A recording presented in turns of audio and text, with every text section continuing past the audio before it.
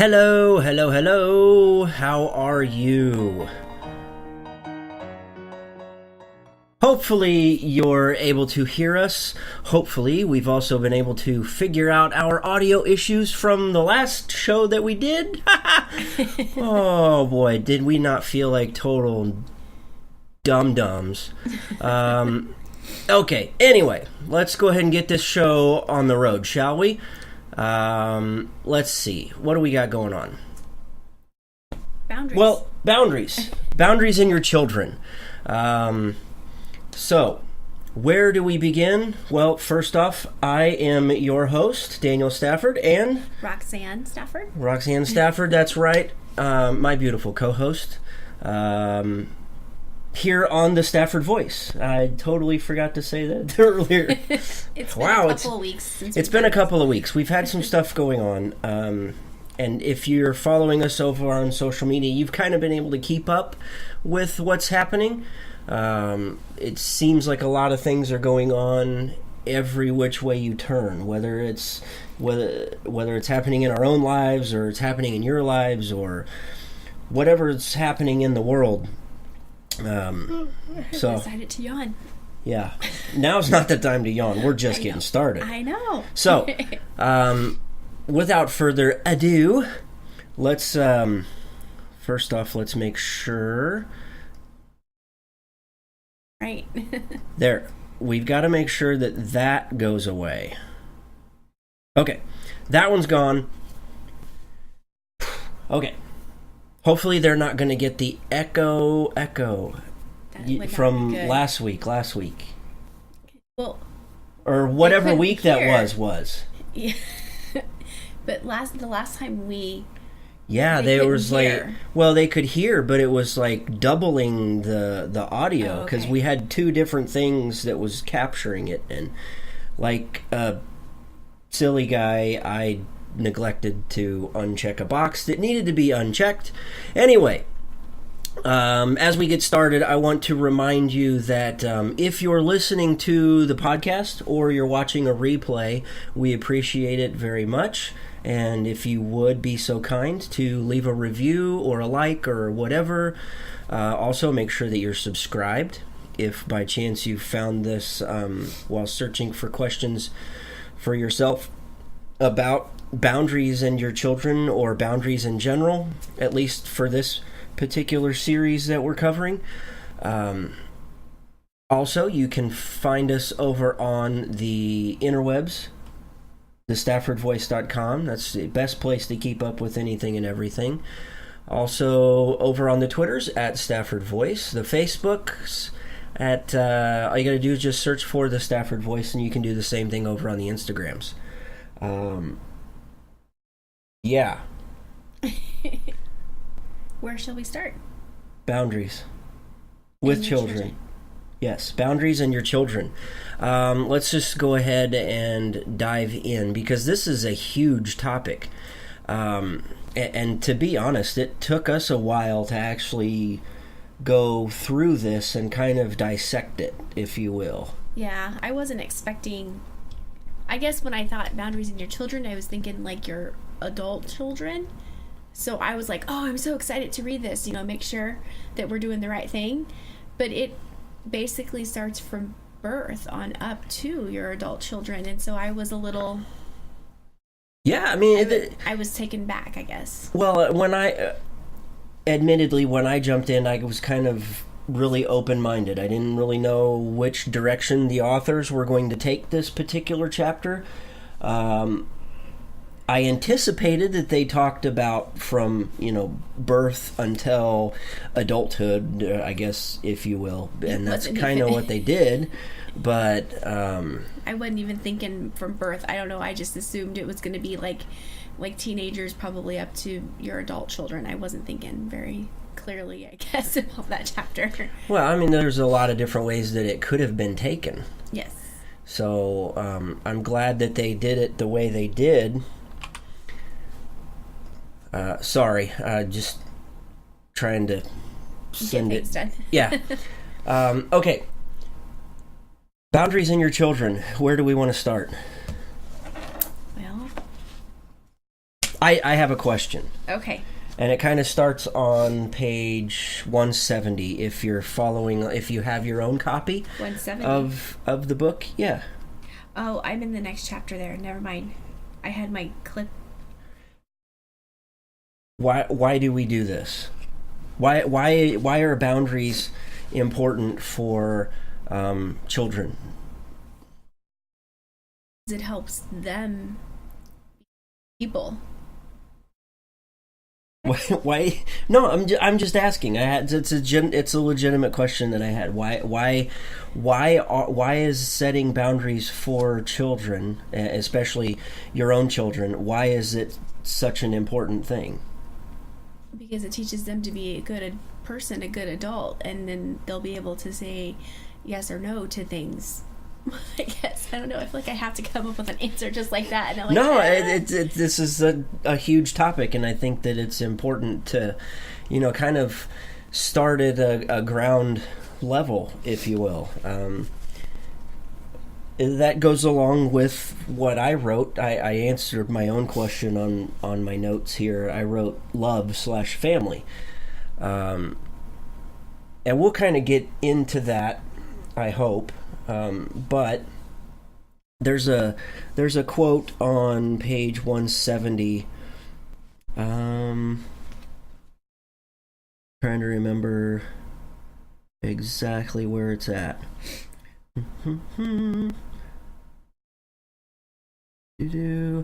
Sorry, I should have brought my own copy. But the authors talk about a maturing process to help us know how to take responsibility. Is it right here?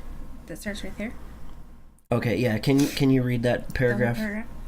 Of all the areas in which boundaries are critically important, none is more relevant than that of raising children. How we approach boundaries and child rearing will have an enormous impact on the character of our kids, on how they develop values, on how they do in school, on friends they pick, on whom they marry, and on how well they do in a career. So yeah, that goes. It's exactly with what you say. It just helps them become a better person, a better productive person in society.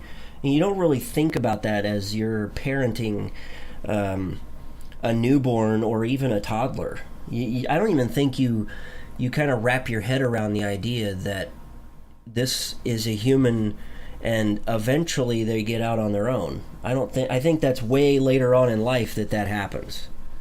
Well, I know when raising our son, like I was telling you before, I don't think it really hit me till he was probably like 8 or 9. Then I'm like, wait a minute, he's his own person. Yeah. He's not me, he's not you, he's his own person. And I think that scared me more than anything, because then I'm like, what the heck, how do I do this?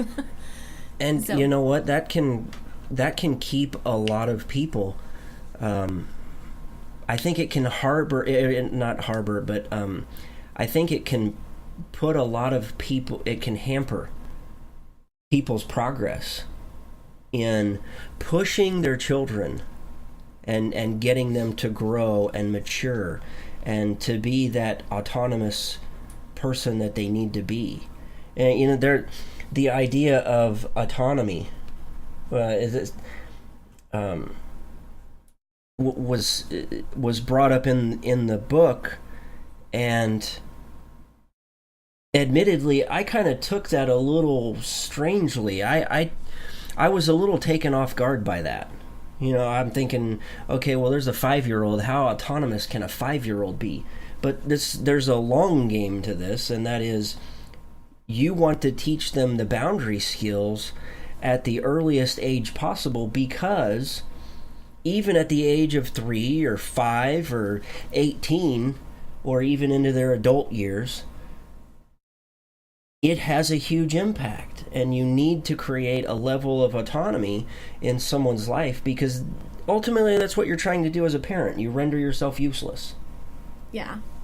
As a parent, you want to render yourself useless to your child or children. Some parents. Yes, some parents don't fully understand that role. That's what they need to do, that there's that point in life where you have to let go, that the person is on their own. They're their own beings. Yeah. That's hard for a lot of parents. I can think of a couple offhand. So, but they take all of that responsibility on themselves, and we'll get into some of that later about responsibility and stuff like that. But it's crazy the amount of responsibility that people take upon themselves that's not even theirs to take. Yeah, well, I can't say I did anything better, because I read this whole chapter and I felt like a huge failure as a parent while reading this, because I'm like, I screwed up here, I screwed up there, at this stage, and I could have used this book as soon as we had Daniel. Or even before. But the truth is, we all make mistakes. Life doesn't come with an instruction manual, and neither does being a parent. No, because every kid's different. Every kid is different. I mean, if you find two kids that are the same, there's a rift in the space-time continuum, because, somebody traveled back in time or back to the future or whatever. But nobody is alike. There can be a lot of similarities between children, or even in your own kids. There can be a lot of similarities, but they're different people. Yeah. So, okay. So getting started. I wrote down, make it simple. Boundaries. Well, what do you mean by make it simple and boundaries with the children? Because there's different stages, so each stage is different. Right. It all boils down to discipline. Well, discipline in letting them make the mistake and figure things out. Right. But discipline is one of those double-edged swords. There's a good side and a bad side. There's a positive to the negative. So the good side to all of this is, if you teach discipline, they are proactive, there's prevention, and it can be used as instruction. The bad side, the negative side, is correction, chastisement, and consequences. And we all know that you reap what you sow. So there's consequences to every action, whether it's good or bad. So there has to be a blend. There's a mix. There has to be a middle ground, if you will, to discipline. And that comes down to effective parenting. Do you have anything to add, or am I doing all that? Well, no, because it's hard to remember, because we read this chapter like almost 3 weeks. To remember, it's like all gone out of my head, and I have stuff highlighted in here, but I don't think any of it's related to anything that you have written down, so I'm like, yes. I don't know. Responsibility. So where do you go from there? If you know that discipline is in its simplest form of if establishing boundaries and discipline go hand in hand, how do you get started? Well, you have to practice. And that's at each stage of life. Whether it's a newborn or a toddler, or in their later stages of life. So this pattern of practice, there's 5 basic pieces to this. And I think it's on the next page.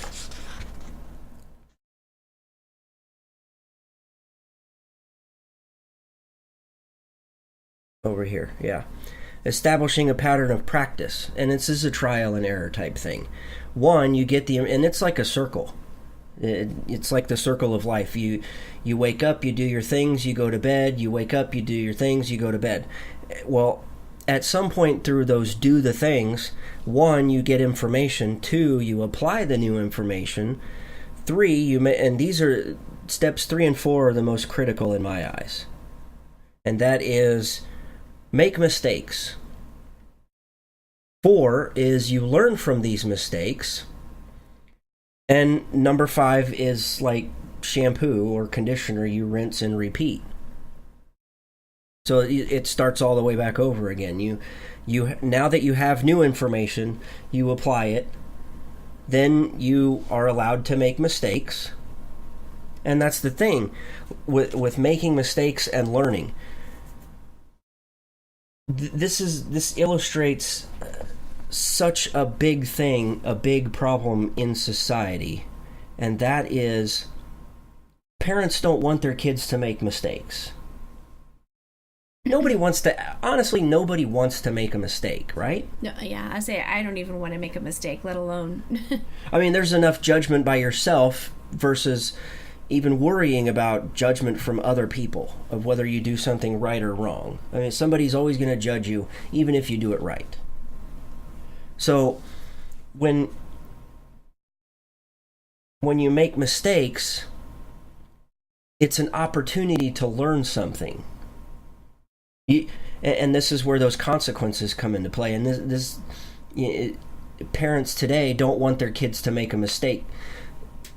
And that kind of falls in the same category as in my opinion, it falls in line the same category as everyone wins and everyone gets a trophy.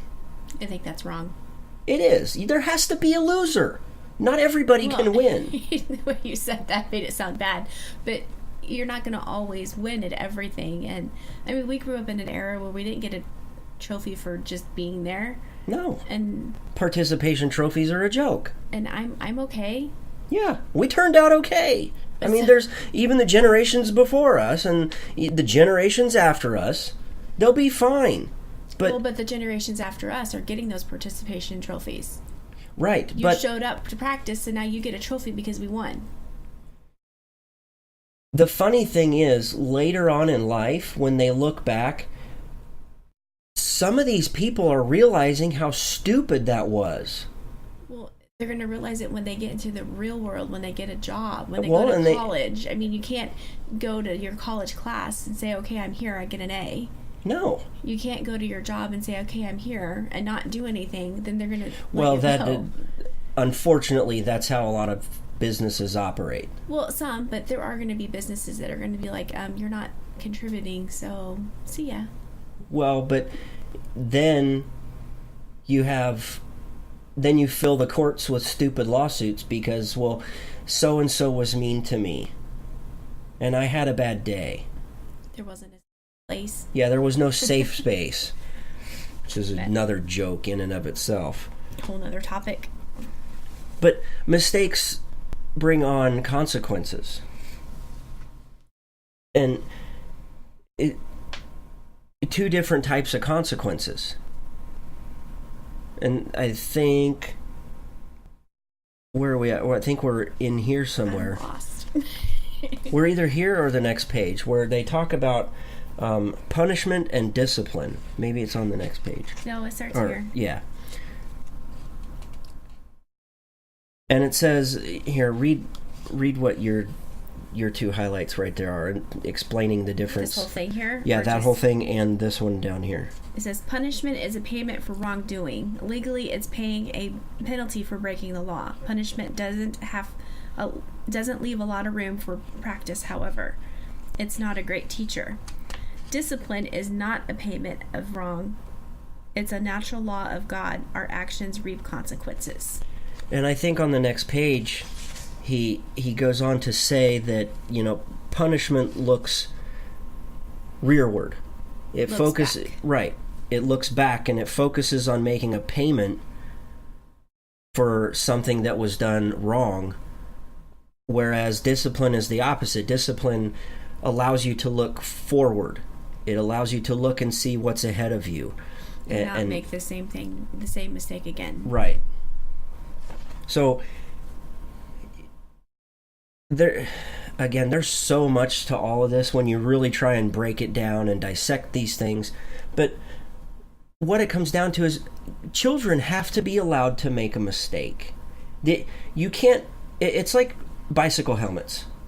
Did you have a helmet when you were a kid riding a bicycle? Nope. I know I didn't. It wasn't a big that maybe thing. that probably explains quite a few things. No. But today, you can't let your kid go out of the house without putting a whole suit of armor on. Well, and I see that it probably would have been a good thing. I mean, there were plenty of kids that crashed and got, their heads banged up and, when I was growing up. So I do see that it is beneficial now. But we survived. Generations before us survived. Lucky. We weren't lucky. We went out, we risked things. We understood that okay, for instance, a trash bag does not work under the same principles as a parachute. I wouldn't know. I've never tried. I'm telling you right now, a trash bag does not operate under the same parameters as a parachute. You didn't have video games and TV to watch all day long, so you just had to experiment with stuff, right? Yeah. You go out and you have fun. Oh, well, can we jump off the top of the railing of the neighbor's deck and work a parachute? Trash bags don't work. I'm sure Jessica doesn't want Gavin to hear that. You learn how to tuck and roll. You learn how to fall correctly. Well, and the kids can still do that, but the kids can get seriously hurt without wearing, protection and not being completely silly. I agree, but riding your bicycle, and I'm just going back to riding your bicycle around the neighborhood. And unfortunately, people are a lot busier nowadays because they have a cell phone and they're addicted to it and they're constantly glued to it instead of driving. So there's so many other distractions. So maybe I do understand your point that maybe there's a greater need for something like I was going to say baseball helmet, bicycle helmet today than there was when we were a kid because there weren't so many distractions. Well, and you don't have parents. I don't think parents go out and hang out with their kids either, like it used to be. I mean, I know growing up, we had a cul-de-sac across the street, and most evenings parents would be out in the yards talking to the neighbors while the kids are all playing. So the kids are being watched. And so, if a parent saw the kid was going to jump off a railing with a trash bag, they might be able to intervene and say, no, not a good idea. No. In my case, it would have been, hey, watch what they're doing. I know it doesn't work, but they're going to soon find out. But, I mean, now... It's a 5-year-old's version of hold my beer. But now you see kids out and there's never any adult supervision, so... No, that's because they always assume that whatever's going on in their life is far more important than anything else that's going on in somebody else's. Woe is me, my day was worse than yours. Well, and like you said, it's the phone, too. I mean, everyone's addicted to the phone, so they're going to be on that rather than spending time with their kid, which I think is wrong. But that's just because we grew up in that generation. We didn't have cell phones. No. I mean, I thought I was pretty damn cool when we had a beeper. I was like, oh, I got a beeper on my pants. Beepers. Here. Oh, yeah, didn't even pagers. use it for anything. No, nobody really did. So, but yeah, so I feel like I'm just kind of in a totally different generation. So this is kind of a weird transition for me. I mean, I'm okay with accepting the changes we have, but it's... I'm kind of torn. I'm okay with some of them, but I'm not okay with others. Well, yeah. I wanted my son to have the same to go through similar experiences like I did when I was a child. So I tried to relax some things, like going outside. Boys need a place to be boys. Yeah. Girls need a place to be girls. And there's a reason why we're different. Right. And there's a reason why there's a Girl Scout and a Boy Scout. There doesn't need to be Scouts. Gender Scouts. There needs to be a place where boys can go learn and become men and girls can go and learn and become women. When you structure society that way, you have to admit that boys need to be allowed to be boys. And they go out, they ride their bikes, they build forts, they do stupid stuff. They're going to learn. They fall, they get hurt, they pick themselves up, and the neighbor kid laughs, and then they laugh it off. They play Hot Wheels. They play Barbies. Who cares? You got to attract a girl somehow. So is that what Daniel was doing when he used to carry that purse around? I don't know what he was doing. It was just an old purse of mine, but bag to carry his Hot Wheels. It was convenient. But he carried it to the store with him, because I remember one time we went into Blockbuster and you were like, Daniel, no, you're not bringing that in. And he wanted to bring it in. He wanted to take his Hot Wheels with him. It was a convenient way to carry Hot Wheels, but he didn't see...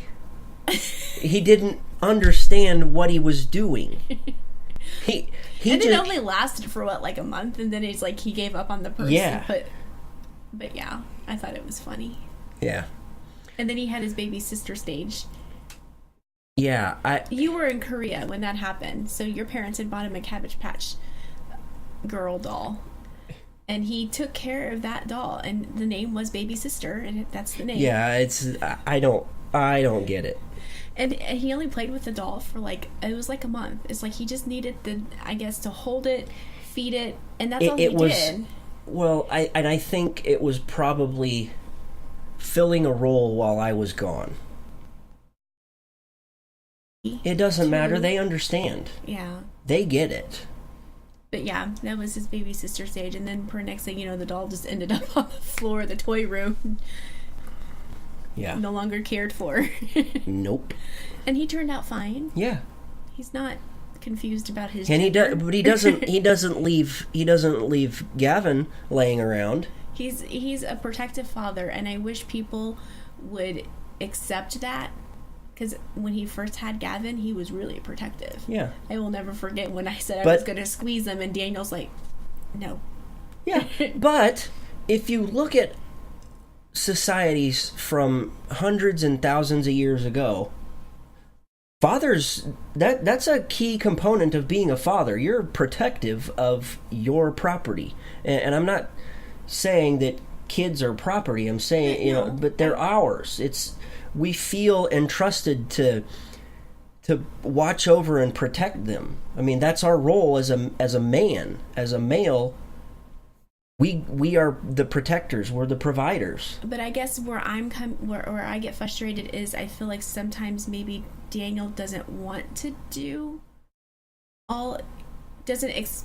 express himself like he wants to, because there's a society that's like, oh, but you're a man, you have a wife at home, she takes care of the kid, you can do whatever you want. But again, that falls on society, and that's the reason why you teach boundaries at such a young age. Yeah, but we screwed up on that. It does. Yeah, but it doesn't matter.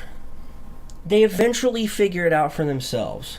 They eventually will run into enough toxicity in their life that they will say enough is enough. You hope.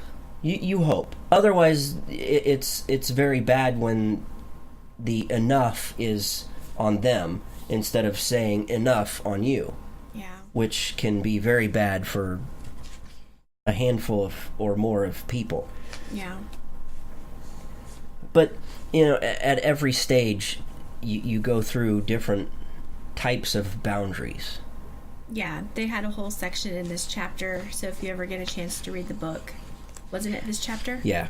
That had different age groups and what the boundary was for that. So it's like birth to 5 to 10, 10 to 18 months, and we were reading that and actually thought of Gavin. So yeah, there was quite a few things that actually fit, and that's normal for that age. Yeah, it's very normal. So, and I think Jessica and Daniel are doing a pretty good job. Yeah, I would say hell yeah they are. So, and I'm trying to, follow their lead and do the same thing because it's their kid and I don't want to. Right, you don't want to step on their toes, and you don't want to intrude on what they're trying to teach. But after reading this chapter and realizing I messed up, I want to do better for Gavin so that he has a much easier life than. I want to interject for just a second and say it's not that responsibility doesn't fall on you to do better with Gavin. It falls on you to do better at teaching them so they can do better. I guess maybe that's what I'm trying to... But I want Gavin to know that I have boundaries, too. Exactly. And he has them. I respect his. And he can respect mine. So... Yeah. Oh, sorry. I noticed that she posted in the comments that she's glad he's normal. He is. He's a fantastic kid. He's smart as a whip too. Yeah, and I love when she showed up at the store where I work at the other day, and I was carrying him up to the front to get her something that I needed to give her, and I was carrying him, and I had him holding in the front of me, and he put his head on my chest and just kind of snuggled, and I'm like, oh my gosh. No, because you have to establish boundaries. But that's hard because I think he knows, I can just snuggle with Oma and make it look like I really love her. It's going to melt her heart. And don't worry, because Opa is a turd and he's good at boundaries. Well, he was saying your name the other day. But Opa's good at boundaries. Well, and I'm learning. Opa doesn't give two you-know-whats. Hey, I established boundaries with somebody a couple weeks ago. I know. I'm very proud of you. A text message to that person. I was very proud of you. You did a very good job. It was hard. Yes, but I established the boundary. And has it worked? It has. Enough said. So, but yeah, I was really nervous because I'm like, I'm just going to everyone's going to leave in my life. But if everybody leaves, that's fine. But there's certain people you don't want them to leave out of your life because you love them. They're not leaving out of your life. They're just that particular portion of their life is not infecting yours.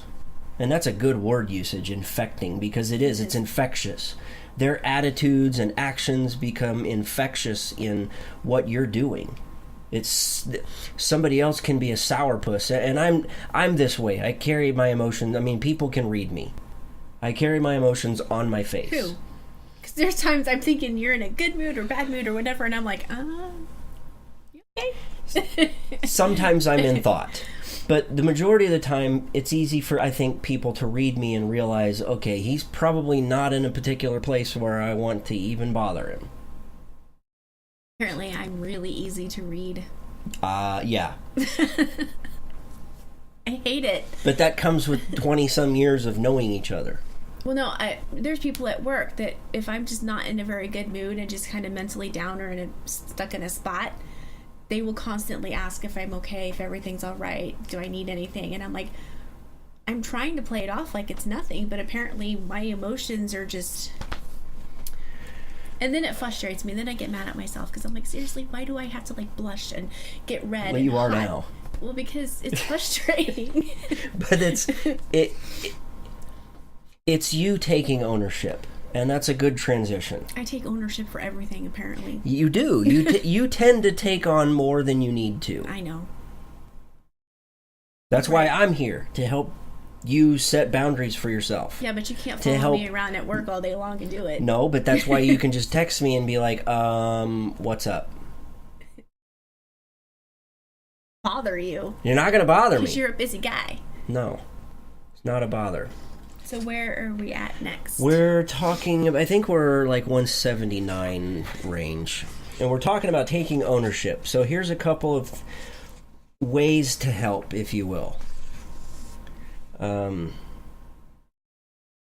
These children have needs of their own.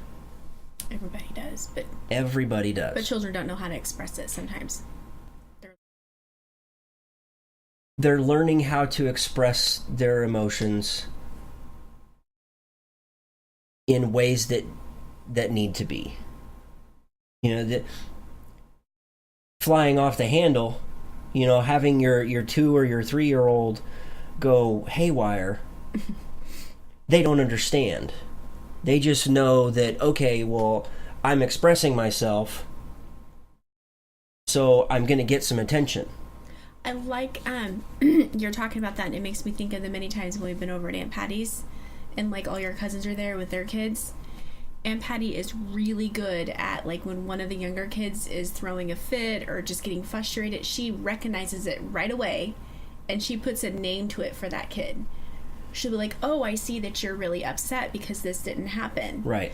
And she is really good at that. And so... labeling the emotions, because that way they can better understand and segment their emotions.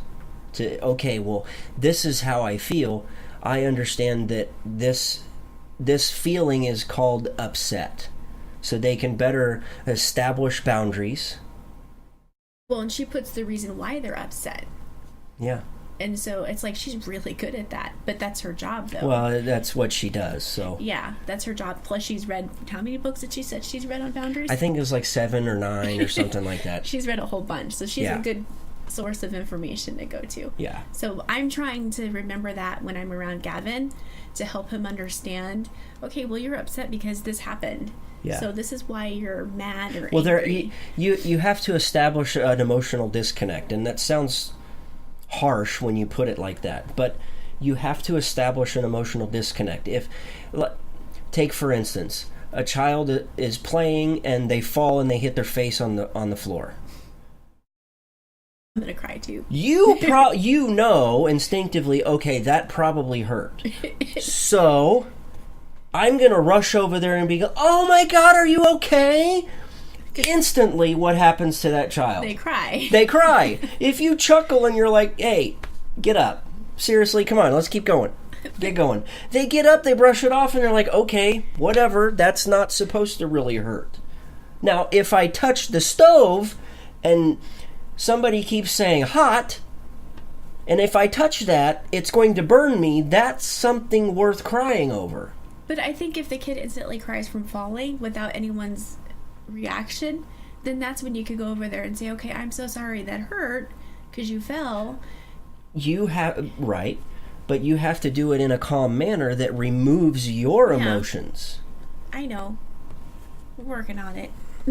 but it's hard to see somebody else hurt. I have. Or have their frustrations or whatever, because again, they're infectious. Stop infecting me with all their stuff, because even complete strangers, I have that. Yeah. Empathy or whatever, and you are a very empathetic person. I don't know if I like it. But that's okay, because knowing that should be able to help you establish boundaries. Knowing that you're an overly empathetic person should help you be productive in setting your boundaries. Because you know that, okay, well, I'm going to have a problem if somebody is oversharing their issues. So I have to extend my boundaries just a little farther than normal to keep that away, because I know it's going to infect me, and it's going to bring about anxiety, and it's going to bring about depression if somebody else is having a bad day, because I'm going to sit and over worry about it and over analyze it. I'm going to put so many different scenarios in my head that I'm going to not know what to do, and I'm going to just shut down and nobody talk to me. I just need a book and that's it. You know me really well. Really well. Anyway, okay, let's talk about how, kids they have needs of their own.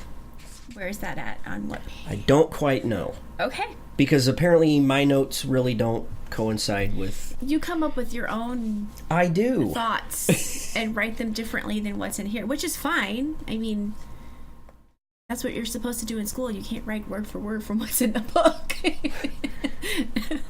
But... Is it this stuff up here? Probably. Where it says some ways you can help your children? Well, yeah. I mean, there's ways to help. So, yeah, What are some of the ways that we can help our children? Allow them to talk about their anger. Allow them to express grief, loss, or sadness without trying to cheer them up and talk them out of their feelings. That didn't happen in my childhood. What? You weren't allowed to talk about your feelings? You had to shove it down there. You could not cry. Oh, well... No wonder I messed up. Keep going. What's the next one? Encourage them to ask questions and not assume your words are the equivalent of scripture. That takes a pretty secure parent. Yes. Ask them what they're feeling when they seem isolated or distressed. Help them put words to their negative feelings. That's what Aunt Patty does. Do not try to keep things light for a false sense of cooperation and family closeness. The first aspect of taking ownership over one's needs then is to identify them. Yes, you have to identify them. So in order to identifying them allows them to take ownership. It's like, okay, well, I'm angry. So that's the child saying, or you helping the child realize, okay, you're angry. I understand that. So now the child has the responsibility to take ownership of their anger and figure out how to process it, how to, what if they need to compartmentalize it or whatever. But it allows them to take responsibility and allows them to go through the consequences of taking responsibility. If you're mad, for instance, sorry, my feet, I'm getting hot over here and my feet aren't doing so well in these socks. I need to take my socks off. Sorry. But if you have two kids, we got little Johnny and little Susie. Well, little Johnny wants to play and little Susie doesn't really want to. So little Johnny gets angry. And he goes over and he hits little Susie.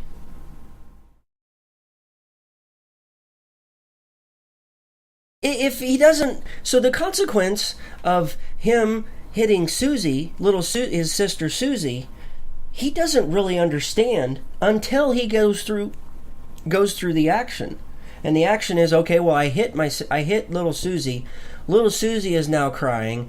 The even worse consequence is, I'm going to get in trouble by mom or dad. But then that parent should be able to tell that child, you're in trouble for hitting your sister, but you hit your sister because you were upset because she didn't want to do this, and right, she has a right to. Right. So yeah, I know, but I don't know. I feel like I'm lost in the book. This one was kind of a difficult chapter, only because. Let's talk about this. Safe suffering. This right here. Oh, I see it. Go ahead. Wise parents allow their children to undergo safe suffering. Safe suffering means allowing a child to experience age-appropriate consequences. So... Well, some of the examples they gave here is... like your 6-year-old wants to go outside and play in the dark. Well, she doesn't have the maturity to make that decision, so she shouldn't be placed in a position to make that choice. Right. A 6-year-old isn't smart enough to know. They just want to go out and play. They just want to go out and play. But the parents obviously are hopefully mature enough to say, no, that's not safe. Right. That's safe suffering. So you have to tie the consequence to the action. Well, and then the next example was kind of like what, tying the consequence. The parents gave their daughter an allotted amount of money for the semester, and for her first semester, and of course she spent a lot of it. She paid for friends, she got clothes, she did this, she did that. So by the end of the semester, she had no money. So when the next semester came around, her parents didn't give her any more money to cover for the rest of the semester. So when the second semester came around, she budgeted everything out better because she learned. The more that it mimics real life, the better. Whatever the younger age, whatever the age group is, the more you can tie a consequence to real life suffering, the better. Safely. Within reason, yes. Yeah. Within reason. What you just said up here, what I have highlighted. Yeah. Okay. So a sense of control and choice. I don't feel like I ever have that. So how am I supposed to teach my kid that? Well, age-appropriate decisions. And they need to know and understand their lives are theirs. So they have to be, they have to have control over the choices they want to make. But again, it goes back to the ownership thing, and the age appropriate. Yeah, the stuff. the choices have to be age appropriate. I mean, you're not going to let. Yeah, I'm not going to let a 5-year-old make the choice to stay out late at night and have a curfew of 10 o'clock. Yeah, without super. Yeah. I mean, that's just not within reason. I would think anybody with common sense would know that. There's people out there. But that's true. So they have to make an age-appropriate decision. What's an appropriate decision for a 6-year-old? Instead of making the decision to whether they can stay out till 10 o'clock at night and play outside with their friends, a more appropriate decision would be, which dessert would you like to have tonight? Or you can even do, because I know... Speaking of desserts, what do we got? Oh. We got desserts tonight. Or you can even do, letting them... Because I know Daniel used to want to wear shorts all the time, even when it was cold. Yeah. And so it was kind of, when he was still young enough, it was like, okay, well, fine, if you want to wear shorts today and go to school, I'm not going to be home to get you anything to cover you up if you need it. So right. You have a choice. You wear the appropriate clothing for this weather or not. But that's a safe suffering type thing. What do you have, real quick? Pumpkin spice milk chocolate truffles. From Lindor? And I got some Smashmallows. They're marshmallows. Pumpkin pie flavored. So, again, we're still going through the whole pumpkin spice, I don't know pumpkin if there's really pie anything thing. else left. I don't know. Anyway. So, but going back to Daniel being able to make the choice of whether he wants to wear shorts or not. That's an age-appropriate thing. If he's 6 or 7 years old and he wants to go outside, and if he wants, in the dead of winter, wants to wear shorts, who cares? Safe suffering is going to say, okay, you want to make that choice? You're going to be cold. Mm-hmm. You can deal with it. It's 25 degrees. It's not 25 degrees below zero. Your legs are not going to freeze and fall off. You're probably going to go through that in your head, but his legs are not going to freeze and fall off. His legs are still going to be fine. He's just going to be cold and he's going to complain. Until you get a phone call from the school because he's not wearing appropriate clothing. That's happened before, too. Again, at some point, an adult needs to realize, okay, well, obviously so-and-so was given the chance to dress themselves, and now they're reaping the consequence of this. Do you remember the one time you helped Daniel fix his lunch for school? I did. I let him fix his lunch, and what happened? He had, Nutty Buddy bars in there, juice. I don't even think he had a sandwich. I think it was just all... He didn't. But I went to go pick him up from school that day, and the teacher pulled me aside and was like, I noticed his lunch didn't have, a sandwich and chips and anything. It had this, and this. And I'm like, oh.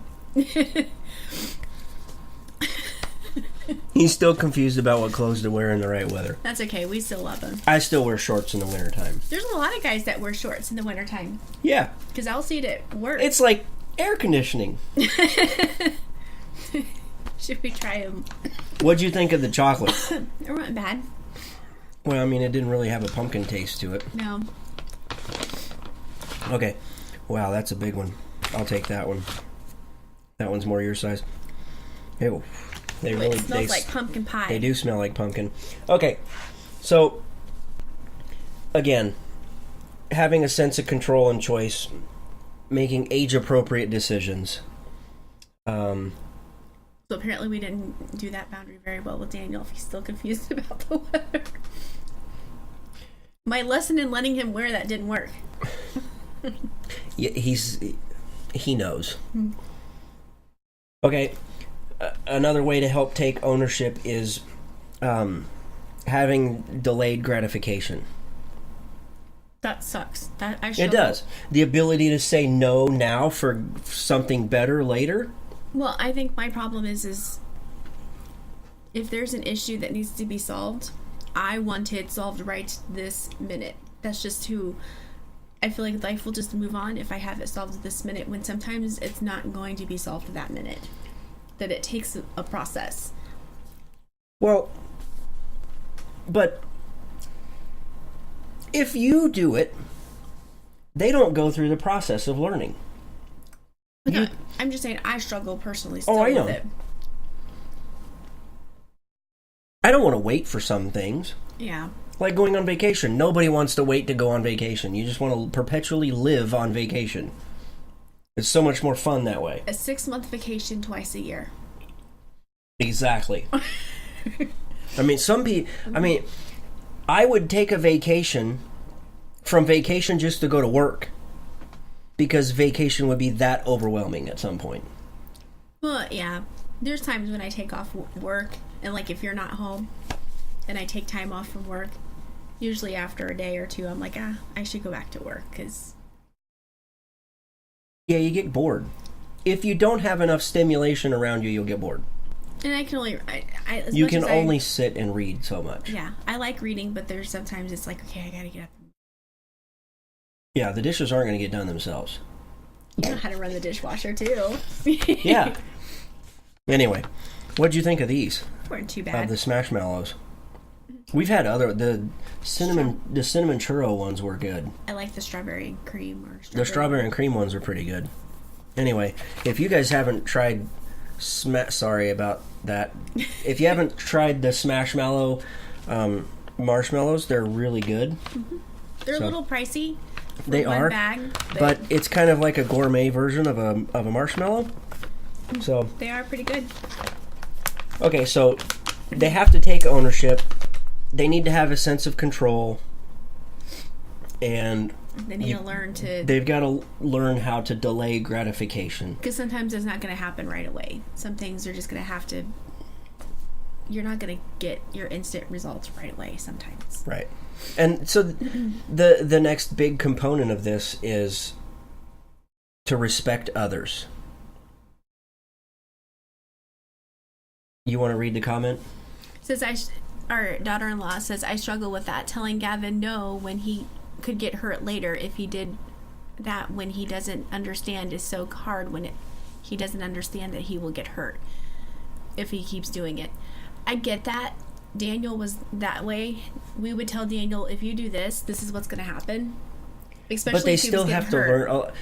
The majority of people aren't going to learn unless they do it themselves. And that's the way Daniel was. He had to learn with everything, whether it was losing privileges because he didn't do his chores, or being outside and doing silly things like, going down the street on his bicycle and trying to do things that you did. Or getting a frisbee stuck in the tree and trying to throw something up there. Yeah, that was bad. He just didn't move out of the way. But I get that. And then I think that's where I did wrong with Daniel, because we have a trash or a paper sack that we put our recycling in and then dump it out. And Gavin, for some reason, is just infatuated with taking the items out of the paper sack. And so it made me automatically think that he has to learn to put it back. If we tell him no, he's got to learn to put it back. You can't do it for him. So Daniel did it a couple of times with him, telling him to put it back. But then I think Daniel just was done with having to tell him 10 times. And I get it. You have to tell him 100 times. And so, because I was there, but my problem that I did with Daniel is I would just go ahead and do it for him. Yeah. And then, so Daniel never really... But a lot of parents do that. They do.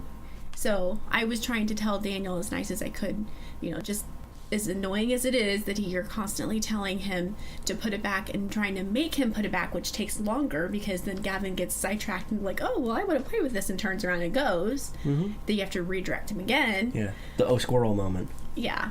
I'm like, you just have to keep doing it because otherwise you're going to have big problems. So I feel like I have more patience now doing that with Gavin. Because you understand the bigger picture. Yeah. That's why. And I don't want Daniel to think that I think he's a bad parent, because I don't think he's not. He's a good parent. Him and Jess are. They both are. You can see that Gavin loves the both of them. They're doing a good job. So, but the whole respecting others, that And they're that's another topic maybe for another show about respect. But well, it's just respecting limits of the others. So basically, you have to realize that you have to teach them at every chance possible that other people have boundaries too. We kind of talked about it before in previous chapters. Right. You have to respect. But even 5-year-old little Johnny and 4-year-old little Susie. Little Susie set a boundary that said, no, I don't want to go outside and play Hot Wheels. I want to play Barbies. Well, little Johnny says, I don't care about your boundaries. You're coming outside or I'm going to hit you. So they have to learn at every chance possible that, well, maybe this was a boundary issue that you crossed. Well, like I said, later on in the book, it talks about each stage and their boundaries. I mean, I didn't really think about that. 18-month-old has a boundary. Nope. But they do. They do, and it makes sense. I mean, they did a really good job explaining at each stage. They went all the way up to, 18 years old? Yeah. So, but yeah, every stage, even when they're toddlers, has boundaries. But the bigger point to drive home with respecting others is recognizing the fact that the world doesn't revolve around them. That's right. The world does not revolve around you. What about my tiara that I'm going to get? I'm joking. I do want a tiara. It's a Burger King. No, I want that's turned inside out. I want a big sparkly tiara so I can wear. Dollar General's got them. No, like what Amy had on Big Bang Theory when Sheldon bought her. That sounds like something from Five Below. No. Not Dollar General. No. Speaking of which, why is everything at Dollar General not $1? Everything, for the most part, everything is higher than $1 at Dollar General. I don't know. Some of it's really cheap, though. Anyway. Okay. So, yes, the world does not revolve around you. And that goes for you listening also. The world does not revolve around you. And somebody needs to tell the Democrats this, that the world does not revolve around them and that they don't necessarily win every time. Anyway, I don't know if that's I just needed to say that. Just needed to get that out. I'm so sick of the political BS about the whole Kavanaugh thing. Oh, somebody needs to establish a damn boundary and say, look, you lost. Move on. Move on. That's a whole nother topic. Yes, we got away from talking about stuff like that because it sends us through the roof. And I can already see your blood pressure rising, just that little rant there. Oh, yeah. Not even going to get into it. Okay. Teaching types of discipline. I think we're, way in, we're towards the end of the... Yeah. Okay. Okay. And when we go through these 4 things, we'll wrap it up. Because that's pretty much the end of that chapter. Of the chapter, and this is a good refresher for us. Teaching types of discipline. Number 1, consequences are intended to increase children's sense of responsibility and control over their lives. 2, consequences must be age appropriate. Number 3, consequences must be related to the seriousness of the infraction. And number 4, the goal of boundaries is an internal sense of motivation with self-induced consequences. I think some adults could use Yeah. If we could make up a cheat sheet and start passing them out to everybody that we run into, that would be great. That would be fantastic. Because if adults know this, then they'll be able to teach their kids this. Yeah, but this type of stuff would blow the minds of most adults these days. Well, there's sometimes I read this stuff and I'm like, that explains a lot.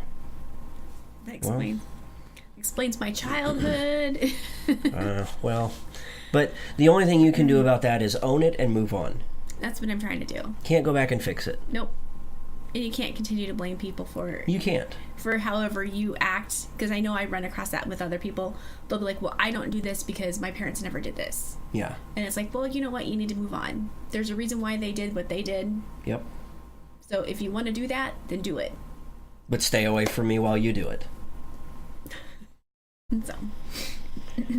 So yeah, the big takeaway for me for this chapter was start young, start as early as you can. Yes. Teach them to own their actions and responsibilities to others as well as themselves. Yeah. I mean, because as many responsibilities as we have to other people, we have just as much, if not more, to ourselves. But to also mind went totally blank. I was thinking something before. Age-appropriate consequences for their stuff that they do wrong. What about them? You have to have age-appropriate consequences. Well, yeah. Yeah. And then sometimes you have to let the natural consequences follow, too, for whatever it is that they do. You know, if a 15-year-old kid for instance, a 17-year-old kid goes out and robs a convenience store when he should have been at school or at home in bed, the natural consequence of that is you're going to run into the police. You have to deal with the consequence. The consequence... Plus whatever your parents are going to give you for consequences for doing that. But in this particular instance, the parents didn't put up a consequence and never established a boundary between right and wrong. It was always immediate gratification. There was no delaying of gratification like we talked about earlier. Yeah. No respect to anybody else's privacy or property or life. So it is what it is. Yeah. But, you know, starting young and teaching them to own their actions and to take responsibility for it, and they're going to have to deal with the consequences. Whether it's good or bad through any age spectrum. Yeah. Whether you're 8 or 80. I think by the time you're 80, you got life figured out a little bit better. Yeah, but an 80-year-old, the consequence of not taking your medication is you could die. Or you could get seriously sick. And suffer. Okay? The consequence of an 8-year-old not getting to go outside and play is, well, he might get mocked by his friends. Because his parents were smart enough to set boundaries and theirs weren't. So, that's boundaries with your children. Next week is... I don't know. Boundaries and work. Oh, boy. That could be interesting. Okay. Yeah. I think maybe I might need to read that one. Boundaries and work, huh? Yes. Okay. I'm excited to read that chapter to see if there's anything I need to work on. Oh, I'm sure I do. Yeah. I'm sure I've probably got some things that I could... I feel like I probably could have some boundaries that I need to establish, but I don't know if those are boundaries that are necessary or... We'll find out. So...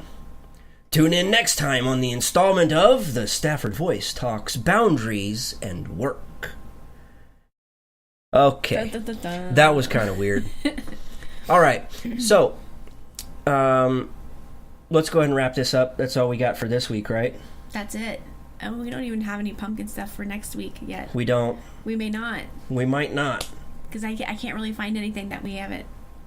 Or that we're willing to even try. Just, I guess. That's how I feel. Okay. So, without further ado, let's just go ahead and wrap this up. And, you know, again, we want to say thank you for whether you've watched it live or you have listened to the podcast. If you've listened to the podcast, please feel free to leave us a review or rate us or whatever it is that you are supposed to do with podcasts, and be honest. That's the most that we can ask of you, is to be honest. Any feedback is good feedback. So, yeah, if you would like, you can hit us up on some social sites.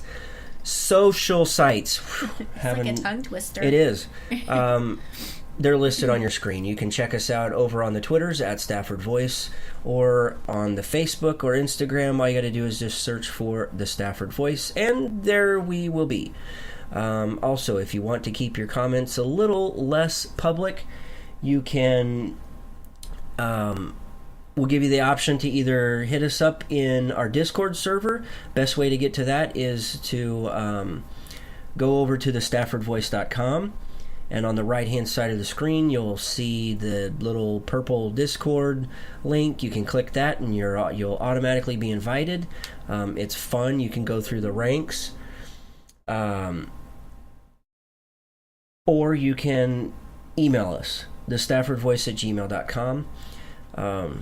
I know from the bottom of my heart, I really appreciate those that have watched and commented, and I appreciate those who take the time out of their day to listen whenever they do. Do you have anything else you want to say, Ink, wrapping this up?